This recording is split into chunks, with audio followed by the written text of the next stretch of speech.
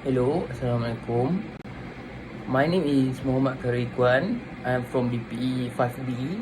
Today I'm going to present for the subject of Communicative English 3. My metric number is 33dpe19f1056. My lecturer is Sir Muhammad Haris bin Muhammad Saleh. I'm going to talk about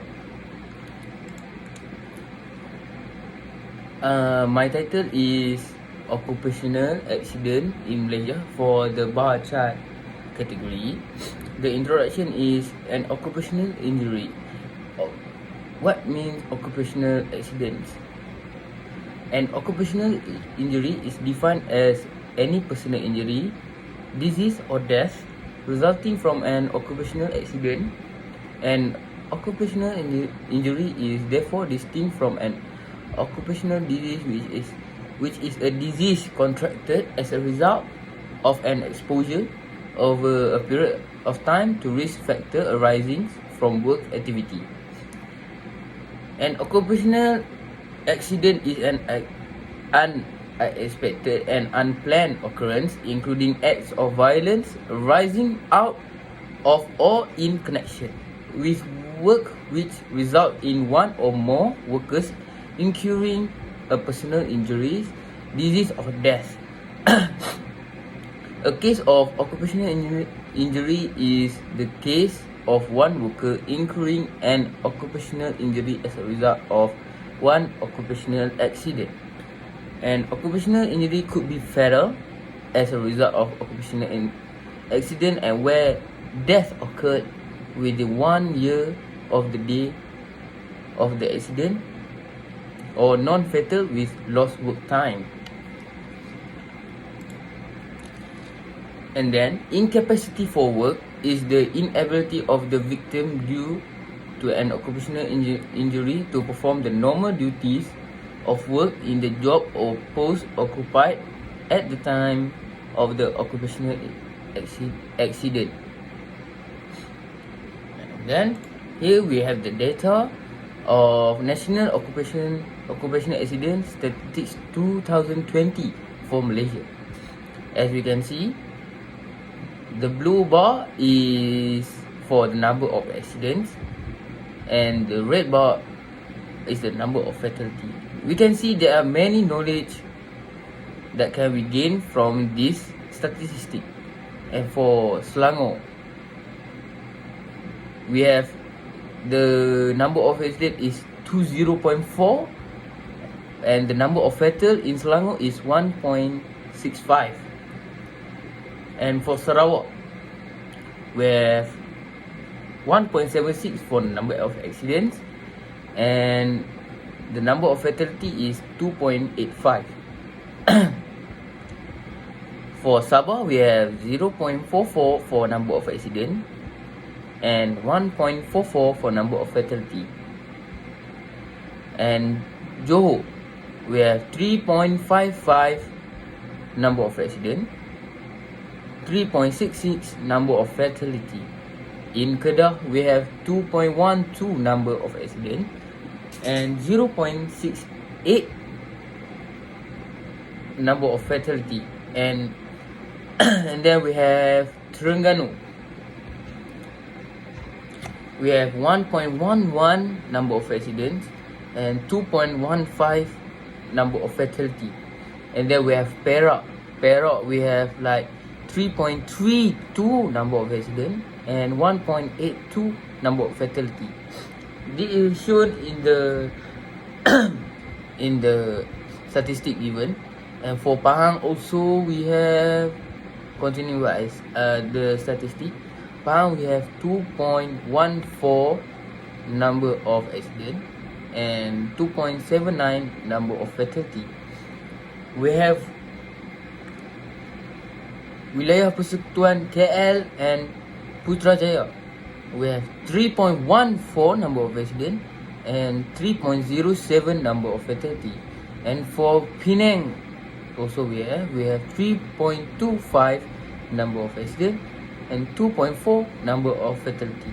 We have Malacca with the number of accident is 2.04 and for the number of fatality is 2.16 goes on with Negeri Sembilan with 3.08 as number of accident and 1.48 number of fatality.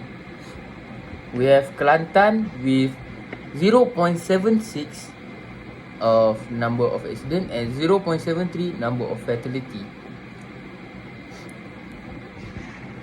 And then we have Perlis with 1.16 number of accident and 0% for number of fatality. And we have Wilayah Persekutuan Labuan with 0.65 number of accident and 0 number of fatality. As you can see from the statistic, there are a few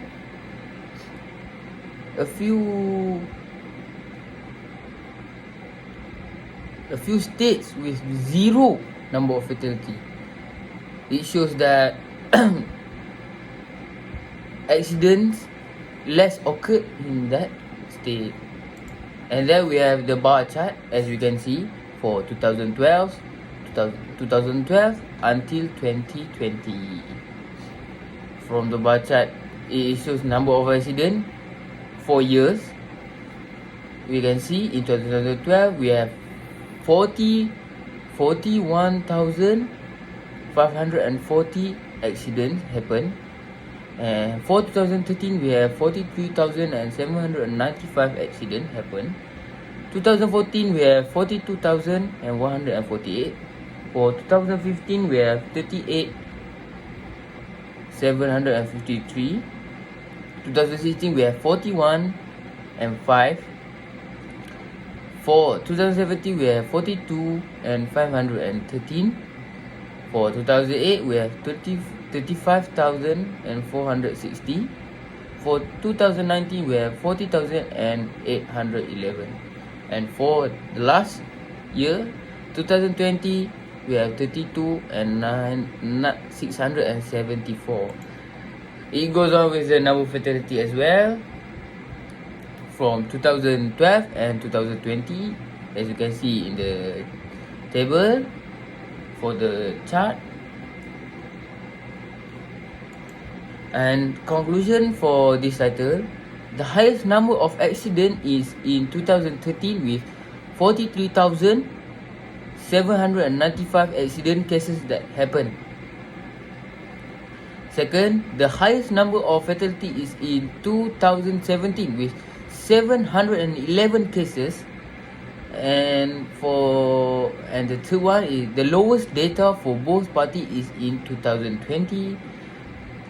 The reason why the cases dropped in 2020 is because a lot of working sector is closed due to COVID-19. The suggestion that we can make for decreasing the accident happen, the Department of Occupational Safety and Health, DOS, and Social Security Organisation, SOCSO, has to increase the awareness to the workers about accidents that happen every year to provide knowledge so accident while working can be avoided. Continuing with the second topic, we have for the line graph, my title is Abridged Life Table. The Abridged Life Table presents life table by age, ethnic groups and sex.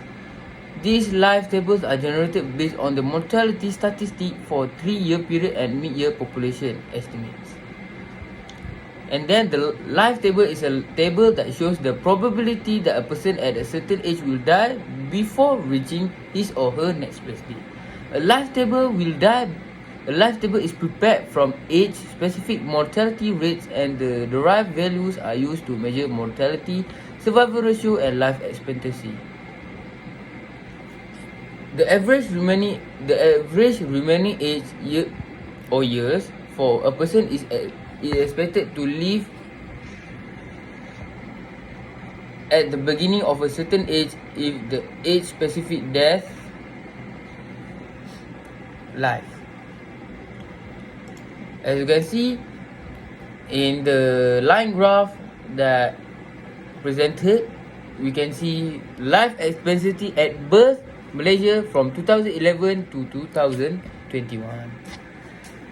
As you can see, the graph shows the statistic. Conclusion: life expectancy at birth increased by 1.3 years a decade ago. Baby born in 2021 on average expected to live 1.3 years longer to 75.6 years old as compared to 74.3 years old in 2011.